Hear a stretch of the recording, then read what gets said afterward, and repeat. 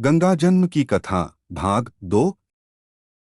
ऋषि विश्वामित्र ने आगे कहा, बहुत दिनों तक अपने पुत्रों की सूचना नहीं मिलने पर महाराज सगर ने अपने तेजस्वी पौत्र अंशुमान को अपने पुत्रों तथा घोड़े का पता लगाने के लिए आदेश दिया।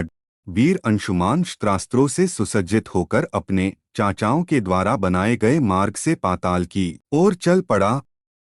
मार्ग में मिलने वाले पूजनीय ऋषि मुनियों का यथोचित सम्मान करके अपने लक्ष्य के विषय में पूछता हुआ उस स्थान तक पहुंच गया जहां पर उसके चाचाओं के भस्मीभूत शरीरों की राख पड़ी थी और पास ही यज्ञ का घोड़ा चल रहा था।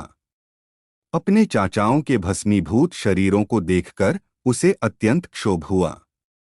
उसने उनका तर्पण करने के लिए जलाशय की खोज की, किंतु उसे कोई भी जलाशय दृष्टिगत नहीं हुआ। तभी उसकी दृष्टि अपने चाचाओं के मामा गरुड़ पर पड़ी। उन्हें सादर प्रणाम करके अंशुमान ने पूछा कि हे पितामह, मैं अपने चाचाओं का तर्पण करना चाहता हूँ।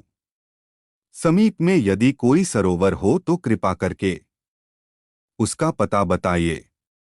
यदि आपको इनकी मृत्यु के विषय में कुछ जानकारी है तो वह भी मुझे बताने की कृपा करें। गरुड़ जी ने बताया कि किस प्रकार से इंद्र ने घोड़े को चुराकर कपिल मुनि के पास छोड़ दिया था और उसके चाचाओं ने कपिल मुनि के साथ उद्दंड व्यवहार किया था, जिसके कारण कपिल मुनि ने उन सबको भस्म कर दिया। इसके पश्चात गरुड़ जी ने अंशुमान से कहा कि ये सब अलौकिक शक्ति वाले दिव्य पुरुष के द्वारा भस्म किए गए हैं, अत लौकिक जल से तर्पण करने से इनका उद्धार नहीं होगा।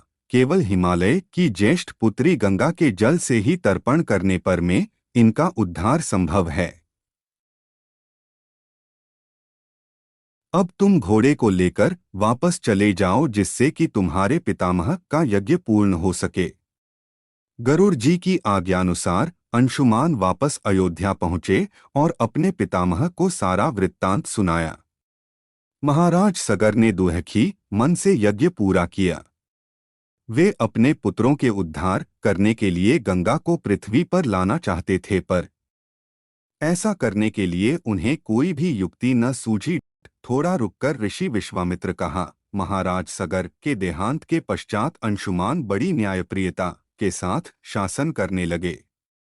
अंशुमान के परम प्रतापी पुत्र दिलीप हुए।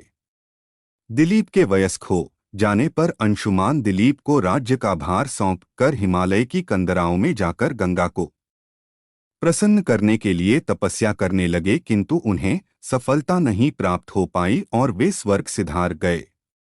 इधर जब राजा दिलीप का धर्मनिष्ठ पुत्र भगीरथ बड़ा हुआ तो उसे राज्य का भार सौंपकर दिलीप भी गंगा को पृथ्वी पर लाने के लिए तपस्या करने चले गए, पर उन्हें भी सफलता नहीं मिली।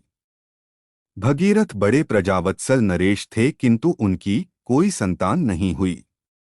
इस पर वे अपने राज्य का भार मंत्रियों को सौंपकर स्वयं गंगावतरण के लिए गोकर्ण नामक तीर्थ पर जाकर कठोर तपस्या करने लगे।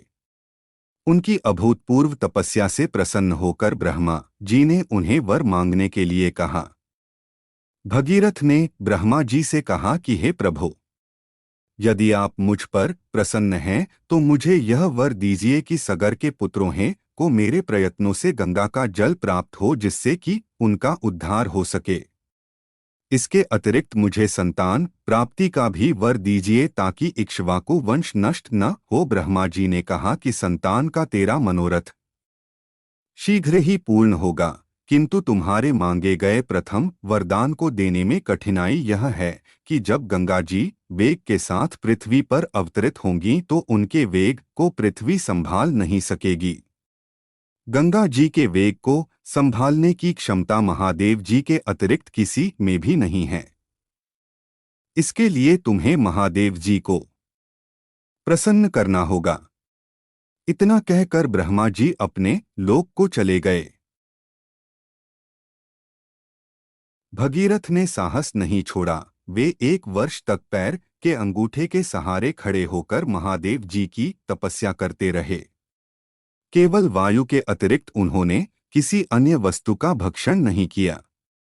अंत में इस महान भक्ति से प्रसन्न होकर महादेव जी ने भगीरथ को दर्शन देकर कहा कि हे भक्त श्रेष्ठ, हम तेरी मनोकामना पूरी करने के लिए गंगा जी को अपने मस्तक पर धारण करेंगे। इसकी सूचना पाकर विवश होकर गंगा जी को सुरलोक का परित्याग करना पड़ा। उस समय वे सुरलोक से कहीं जाना नहीं चाहती थीं, इसलिए वे यह विचार करके कि मैं अपने प्रचंड वेग से शिव जी को बहाकर पाताल लोक ले जाऊंगी, वे भयानक वेग से शिव जी के सिर पर अवतरित हुईं। गंगा का यह अहंकार महादेव जी से छुपा न रहा। महादेव जी ने गंगा की वेगवती धाराओं को अपने जटाजूट में उलझा लिया। गंगा जी अपने समस्त प्रयत्नों के बाद भी महादेव जी के जटाओं से बाहर न निकल सकीं। गंगा जी को इस प्रकार शिव जी की जटाओं में विलीन होते देख भगीरथ ने फिर शंकर जी की तपस्या की। भगीरथ के इस तपस्या से प्रसन्न होकर भगवान शंकर ने गंगा जी को हिमालय पर्वत पर स्थित बिंदुसर में छोड़ा। छूटते ही गंगा जी 7 धाराओं में बंट गईं और गंगा जी की 3 धाराएं वादिनी, पावनी और नलिनी पूर्व की ओर प्रवाहित हुईं। सुचक्षु, सीता और सिंधु नाम की 3 धाराएं पश्चिम की ओर बहीं और 7वीं धारा महाराज भगीरथ के पीछे पीछे चली। जिधर जिधर भगीरथ जाते थे उधर उधर ही गंगा जी जाती थीं। स्थान स्थान पर देव, यक्ष, किन्नर, ऋषिमुनि आदि उनके स्वागत के लिए एकत्रित हो रहे थे। जो भी उस जल का स्पर्श करता था भवबाधाओं से मुक्त हो जाता था। चलते चलते गंगा जी उस स्थान पर पहुंची जहां ऋषि जहनु यज्ञ कर रहे थे। गंगा जी अपने वेग से उनके यज्ञशाला को संपूर्ण सामग्री के साथ बहाकर ले जाने लगी। इससे ऋषि को बहुत क्रोध आया और उन्होंने क्रुद्ध होकर गंगा का सारा जल पी लिया। यह देखकर समस्त ऋषि मुनियों को बड़ा विस्मय हुआ और वे गंगा जी को मुक्त करने के लिए उनकी स्तुति करने लगे। उनकी स्तुति से प्रसन्न होकर जहनु ऋषि ने गंगा जी को अपने कानों से निकाल दिया और उन्हें अपनी पुत्री के रूप में स्वीकार कर लिया। तब से हे गंगा जाह्नवी कहलाने लगीं।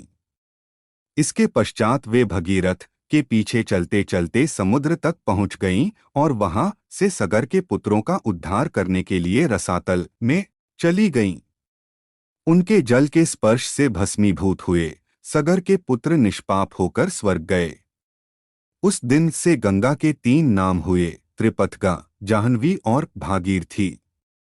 हे रामचंद्र, कपिल आश्रम में गंगा जी के पहुंचने के पश्चात ब्रह्मा जी ने प्रसन्न होकर भगीरथ को वरदान दिया कि तेरे पुण्य के प्रताप से प्राप्त इस गंगाजल से जो भी मनुष्य स्नान करेगा या इसका पान करेगा वह सब प्रकार के दुहकों से रहित होकर अंत में स्वर्ग को प्रस्थान करेगा। जब तक पृथ्वी मंडल में गंगा जी प्रवाहित होती रहेंगी तब तक उसका नाम भागीरथी कहलाएगा और संपूर्ण भूमंडल में तेरी कीर्ति अक्षुण्ण रूप से फैलती रहेगी। सभी लोग श्रद्धा के साथ तेरा स्मरण करेंगे। यह कहकर ब्रह्मा जी अपने लोक को लौट गए। भगीरथ ने पुनः अपने पितरों को जलांजलि दी। कथा समाप्त होने पर वे सब विश्राम करने चले गए। धन्यवाद। इस वीडियो को लाइक करें और शेयर करें और चैनल को सब्सक्राइब करें।